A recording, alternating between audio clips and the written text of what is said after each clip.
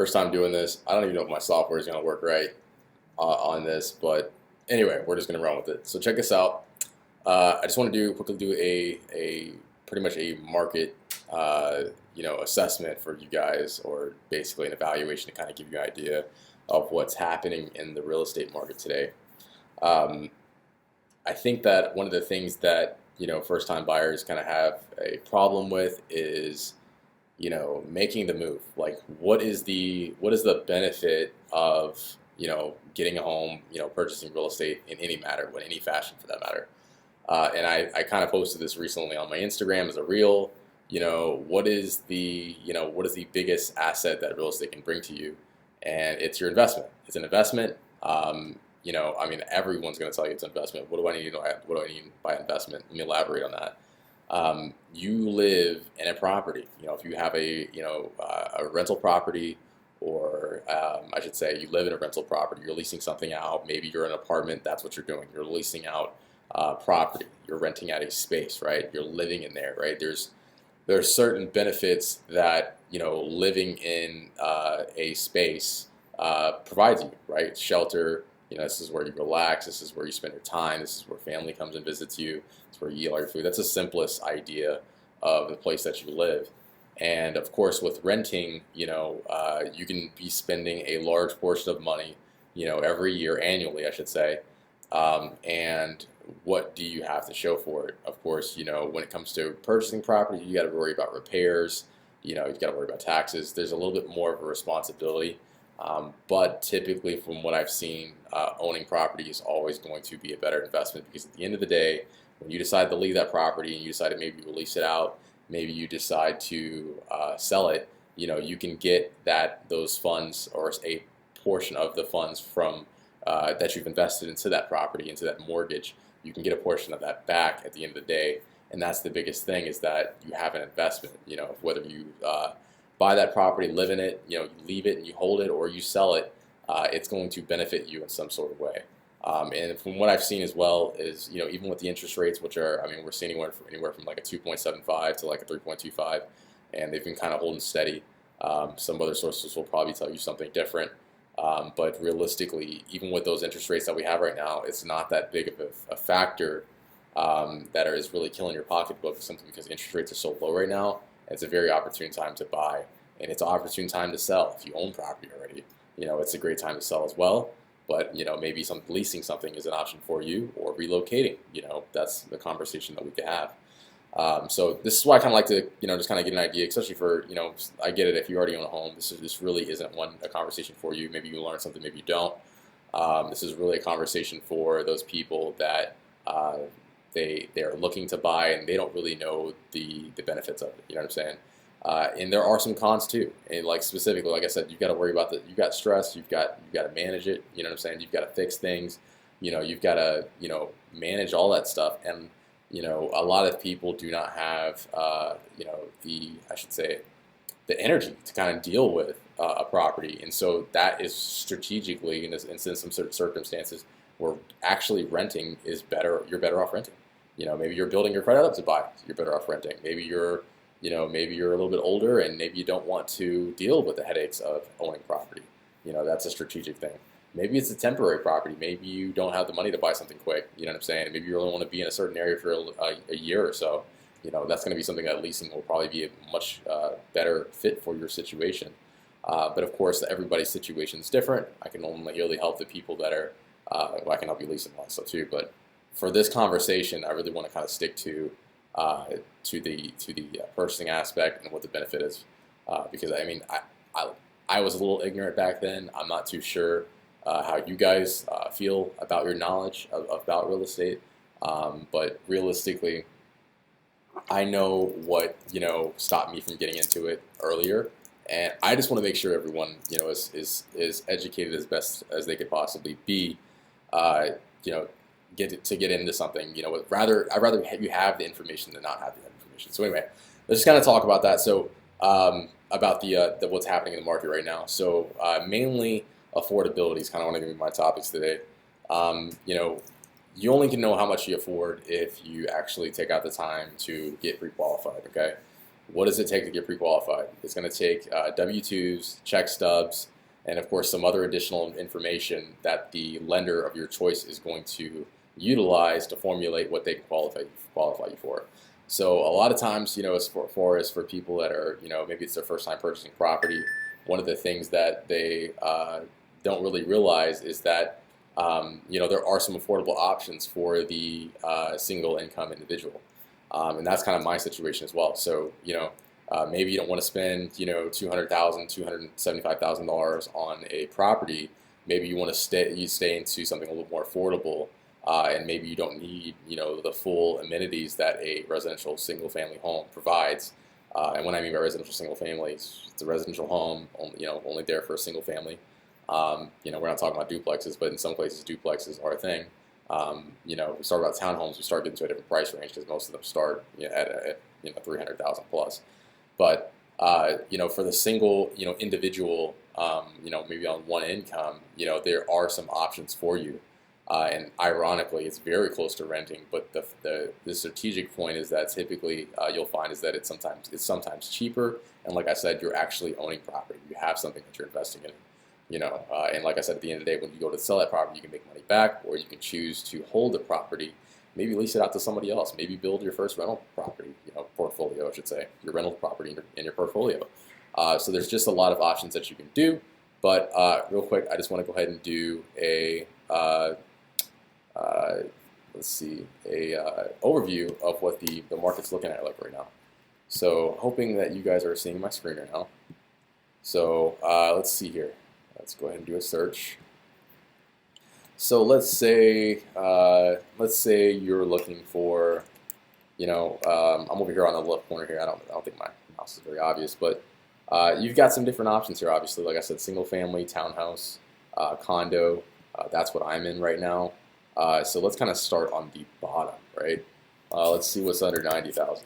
Okay, 1 bedroom plus. I like to put pluses in there always, at least 1 bath, obviously, right? So in the entire Metroplex, this is 90,000. We've got about 24 matches here. That's 1 bedroom, 1 bath, or more. Okay. As you can see, we've got a couple properties that are available. Here's one for $89,900. It's a 2 bedroom, 1 bath, very similar to mine, ironically. But this is going for $89,000, pretty much $90,000. Okay. So let's see here. Anyway, not very many photos. $699 square feet, $454, HOA monthly. Of course, that's going to drive up your monthly payment more than anything on these condos. So that's kind of one of those things that's like you need to watch out for. Now, just because your HOA is a little expensive does not mean that it's just going to gouge your pockets. I mean, you kind of want the HOA to kind of take care of the common areas. That's what it's for, is those common areas. You don't want it to be too cheap, because if it's too cheap, they're not going to do anything. If they're overly priced and they're not doing anything, of course you can run into that problem as well. But you'll pretty much be able to see, based off of how the community looks, like, hey, are they maintaining it or not? You know what I'm saying? So there's always some things to kind of consider. But let's go ahead and run the numbers real quick. I could put them on screen, but it's going to be easier for me to do it on my phone. So let's say you're on a conventional mortgage. Sales price on that one was $90,000. Okay, down payment at 5%, and there are 3% down payments available. Of course, you have to qualify for that. Let's put your interest rate at 3.25. Annual taxes at we'll do about 3%, which is actually kind of high. Typically, taxes are going to be about 2.83, 2.4. HOA, they said 454 on that one. And your HOA, like I said, that's the one thing that's very similar when it comes to condos. It's very similar to renting, is that you're paying a monthly fee for the common areas to be maintained. And of course, that fee is gone. You know what I'm saying? Just like if you're renting a property like that, that rental, whatever you're renting that property for, you're not investing in that. That's going directly to whoever owns the space. They have to maintain it. The difference is that you maintain the space within your walls with a condo, rather than what's on the outside of them. So, but that's what that HOA goes to, and so that's kind of the caveat of renting. So that one was a 2 bedroom. I've got your down payment at 5% at $4,500. Sales price of $90,000, interest rate at 3.25%, taxes at 3%, around $2,700 per year, and the HOA of $454 a month. That brings your monthly payment to $1,122 per month. $1,122 per month for a $90,000 condo. And I asked the question, that's a 2-bedroom, 1-bath, 699 square feet. How much of you guys are actually paying that already for a 1-bedroom? And I'm sure a lot of you are. Let's look at the location there. Where's that one at? So that's like in the middle of Dallas. Is that over there by Uptown? Okay, so Oaklawn Highland Park. Okay, but anyway, your monthly payment on a property like that is about $1,122 a month. Like I said, down payment of $4,500. Let's see, your closing costs are going to be about another, what was it, 4%? I did a 5% down payment, so your closing costs could be about another 3%. So let's do that real quick. So you're looking at about $3,000 to $4,000 in closing costs, plus your $4,500 down payment. So all in all, let's see, $4,500. Looking at about $7,500, just to get in that property, and that's if it's, conventional. You can get approved for conventional, and there's no other, if there's no other caveats to the property, we can get to details like that. But it's going to take you about $7,500, to get into a property like this. So that's on the low end, guys. That's just a 1-bedroom under $90,000. Okay, let's go ahead and take a look at something else. Say you've got, maybe you're bringing a little more money, right? Let's do 175, right? Yeah, it brings us to 190 matches. Let's drop it down to like 150. For that price, we at least want a 2-bedroom, and we at least want a half bath, 2.1. Okay, that brings up 7 matches. Let's see here what we can do. Actually, let's just do a 2-bath. Oh, 38. Boom. So 150,000. 2-bedroom, 2-bath. This is a 2-bedroom, 2-bath, 2 full baths. Under 150. This is how many properties pop up in the Dallas-Fort Worth Metroplex. Okay, so these are solid options. Look, there's one for 110. Okay. 110, you know what I'm saying? These properties are there, and let's put those numbers in real quick. I'm not gonna make too many changes. Let's see, how much is this one going for? Let's see, 130,000. What we got here? This is a 1,200 square foot condo, 2-bedroom, 2.5 bath, 363 on the HOA monthly. Let's see what we're looking at. I'm sorry if I'm scrolling too fast. No photos on the inside. That's probably not going to be a good example. They probably didn't take care of it too well, or it's rented out. That's always an option. Let's look at this one that we already kind of highlighted here. This one's got plenty of photos. With that, that's a decent looking property. Wow, granite countertops. It's like a laminate tile flooring. I mean, decent, right? Decent. And this is a 2-bedroom, 2.5 bath, so it's not like you don't. Or sorry, this is 2-bedroom, 2-bath. Not bad. 650 on the HOA on this one. They're asking 110. Let's do the numbers on that real quick. HOA was 650 a month. Let's calculate that. That puts you at 1468 monthly. And what's happening really right there is that HOA fee of 650 a month is driving up that monthly payment significantly. So if you got rid of that monthly payment, I mean, really, what you're putting towards your mortgage? Let's see, I'm not your monthly payment, but your HOA, 650 minus, what are we at, 1468. It's 818 for your mortgage. Okay, so that's a little bit higher on the HOAs, but you can find them a little bit cheaper than that. Let's look at this one. This one's 470. Not a bad looking property, but just tile absolutely everywhere. Let's see if we can find a better looking one. Let's see here what we got here. This is for 129. I like this one a lot better. Okay, cool. How much HOA on that one? That one's $230 a month. That is cheap. So let's do the numbers on that one.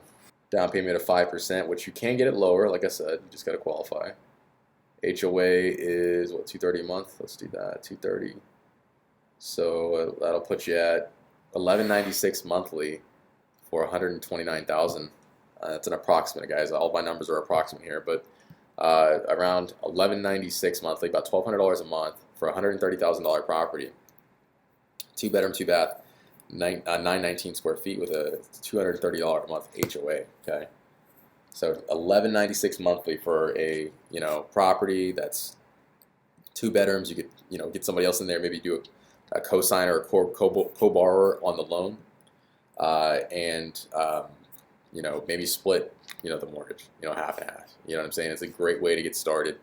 It's a great way to get into a property that's a little bit cheaper, and is not as expensive as a residential home. So let's actually start talking about the residential homes now, because that's where we start to get up in price, right? Let's go back to the criteria here.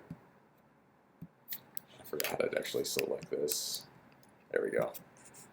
Okay, so let's do a 3 bedroom or more.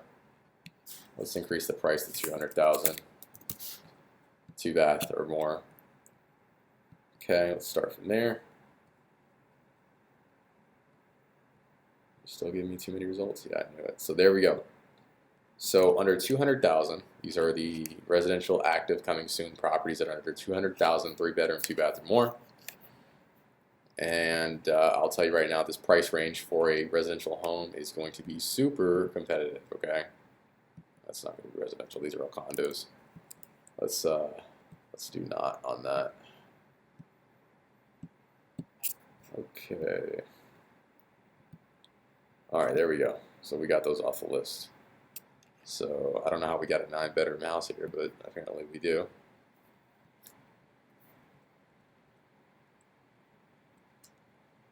Oh, yeah, I don't know what's going on with that one, but let's skip that one because that would be considered a bad example. Okay, no photos. Probably gonna run into this a couple times. Here we go. So this is a $169,000 property, 4 bedroom, 2 bath. Looks like a single car garage. Ooh, needs some work, right? Needs some work. So this is what when people are looking for a move-in ready property, typically under that $200,000 price range. I just looked at a couple of them. You're going to run into a little more issues because they're typically not going to be in the best condition. And I'm going to tell you right now, I'd say about 95% of the people that I come across are not looking for something they got to fix up. When you start getting loans for a property that you got to fix up, you start to get into a kind of a gray area, because if the appraiser comes through and calls out something, then somebody's got to pay for the fix. Otherwise, you're not getting the house. Basically, the home isn't going to be approved. Unless if you're paying cash, of course. But I'm talking about those first-time home buyers here. That's kind of what I'm talking to today. So that's when you kind of get to the gray area, and it's really not if you're needing to get a mortgage, and you're looking at a home that needs to be renovated and stuff like that. You can do it. There are ways to do it, but it's just not. It's rare, and it's just not likely. It's not likely a path that the majority of buyers will want to take. So when I talk to buyers, first-time homeowners, because it's like you're dealing with something that you've never dealt with before. Typically, if you've never bought a home before, typically you guys are looking for something move-in ready. So that's why I'm like I said, I look at these things and I'm like, hey, mate, this probably isn't exactly what you're looking for. Because if you're a first-time home buyer, you're not looking to do a whole bunch of renovations and do a whole bunch of repairs on the property. Okay, you want something that's at least decent, and this looks like it's one of them. A lot of editing on the photos, but it's a decent-looking property. But of course, there are better out there, right? So let's go out a little bit further. Let's see what we can find. As you can see here. So these may be single wides. Yep, there's one single wide. Yep, single wides. And I knew I'd come across that. Most of these homes aren't going to be built for this price. You just got to move so much further out to get an actual residential property. Excuse me. And that is an actual full home. For that price. Majority of these are going to be double wides and single wides, mobile homes, and this actually is a viable option for people. It's much cheaper, it's much more affordable than getting an actual residential home. But if you're purchasing the home and you're not purchasing the trailer, I should say, try to call it a trailer, but it's not the trailer. If you're actually purchasing the property, then it looks like this is other. So this is actually a rented lot. This isn't the actual. You don't actually purchase the actual property itself. You purchase the rented lot. I'm sorry, you rent the lot and purchase the mobile home unit itself. So, and that's kind of what and how this would work. In some cases, you can actually purchase the home and the property as well. That's just not every case. Every situation is different. So anyway, let's go ahead and start increasing that price. You know what I'm saying? Let's just stop messing around now. Let's get it to 300K. Okay, 3 bedroom, 2 bath, 300K. Let's say not a condo. Pretty much everything else is shown up there. Cool. Let's see. Boom. Results, results, results. You see what I'm saying? Of course, it's all those other results that I had, but now it's even more and in different locations. So as you can see, different markets are popping up, and so much stuff is popping up on my screen that it's grouping it in by these little logos here. So I didn't really talk about, let me run the numbers real quick. I didn't really talk about what the numbers were on the $200,000 property. So let's go ahead and do those real quick. At $200,000, we're looking at about, let's see, 3.25% interest rate with 5% down payment. Like I said, you can get 3. That is available in some cases. Let's see. Like I said, these are just estimates, so my numbers aren't perfect. Simple as that. Okay, on 200,000, you're looking with the 3.25% interest rate, taxes at 3%, which is high. I just estimate high, guys. You're looking at a payment of about $1,727 per month. On a $200,000 house. Let's go ahead and bump it up to 300 since we're already about to take a look at that. You're looking at about $2,454 on 300,000 per month with a 5% down payment. And when it comes to down payment closing costs, remember down payment and closing costs are always separate from from each other. Down payment is going to be one thing, closing costs is going to be another. I always tell people my magic number is 7% is what you should be shooting for. Because in this market, buyers are paying all closing costs. It's just a reality, majority of the time. And there are some caveats to that, obviously. But majority of the time, you're looking for a pre-owned home, you're paying majority of the great closing cost because, of course, you've got to compete. And when you have competition, you end up putting more money up. And that's just the reality of our market that we live here in Dallas-Fort Worth. So, but yeah, I typically say about 7%.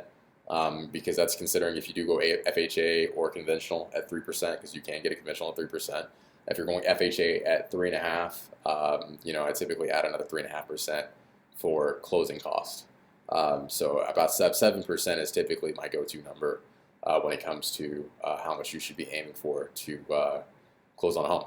So whatever price range you're looking at, if we're looking at 200,000, 250, 300,000, just do 7% of that, and that's kind of my go-to number that I tell people that they need to be saving up for to purchase a home. Okay, but as you can see, there's a lot of options here, guys.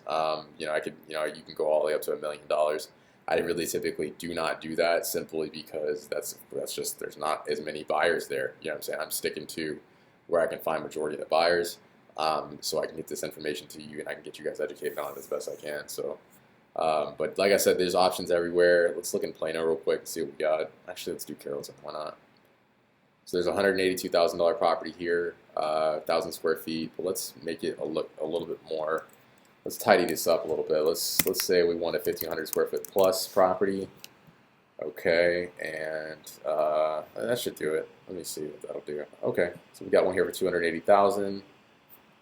It's 1966 square feet. And still not that great looking, but they're out there. Let's try another one. $299 for this one, 16 square feet, 3 bedroom, 2 bath. And see, this property has never been updated, but looks like they've taken care of it, even with the bad photos. But the roof is good looking, fence is good looking. It's a good looking property, it just needs to be updated. And that one's going for $299, right? And just remember, guys, this is an asking price. This is active on the market. Maybe they got an offer this weekend, who knows? But this is just an asking price. People are offering over asking right now, so kind of keep that in mind as well. When it comes to offering over asking, pretty much what our main objective is to make sure you can get value for that property. That appraiser is going to come through and give you value for 310. You know what I'm saying? If that's what you offer, plus closing costs, stuff like that. So you want to make sure that you're not offering way too over, asking. But anyway, This kind of gives you an idea. Like I said, for a $300,000 house, you're looking about 2,500 a month. 200,000, about 1,800 $1,800 a month. But I hope this kind of gives you an idea of what what's happening in the market, and just understand that there are options for you out there. Just because you can't get qualified for the number that you want now, I mean, it is what it is. Not all of us can, you know, pull the trigger and get exactly what we want every time, especially with this market being so competitive.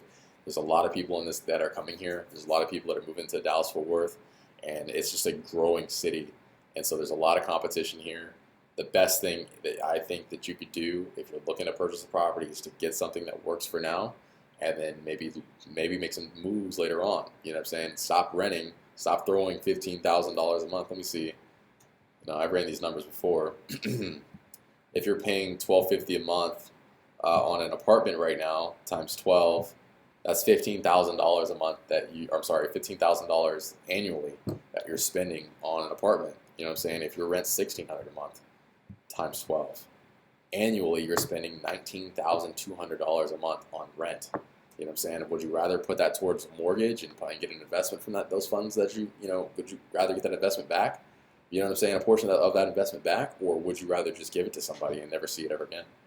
You know what I'm saying? So kind of consider that, if you're looking to buy in this market, consider what you're doing with your money, and what, whether you can put it to somewhere, more useful. There's some things to kind of consider, like, where do you want to live at? Do you want to live in, YouTube? I'm thinking YouTube. My mind just went somewhere completely different. Forgive me. But do you want to live? Do you want to drive far out, into like the boondocks to find a newer construction home? And that may be an option for you. Some people are like, hey, yeah, I'll drive pretty far out to get a nice house that's brand new. You know what I'm saying? And closing costs assistance. Maybe that's an option for you, but maybe it isn't an option for you. Maybe you do need to find a place that is inside the city. So there's some things to think about. It's not really hard. My thing is, guys, just be educated and have a conversation. If it's not me or if it's another agent, whatever, just talk to somebody about it. That way you know what you're getting yourself into. Because, I mean, a lot of people are kind of like, hey, I don't want to talk to Sam because I don't, what is he trying to sell me? How's he trying to make money off me and all this other stuff? Yeah, I mean, I got to make money too. And we can talk about how I make money, absolutely. But you as a buyer, that's really not your concern. I'm going to tell you that right now. It's not because I'm trying to sell you something. It's just a reality. Is that, for buyers, typically in this market, 99% of the time, what I'm getting paid is not your concern. It's really the seller's concern.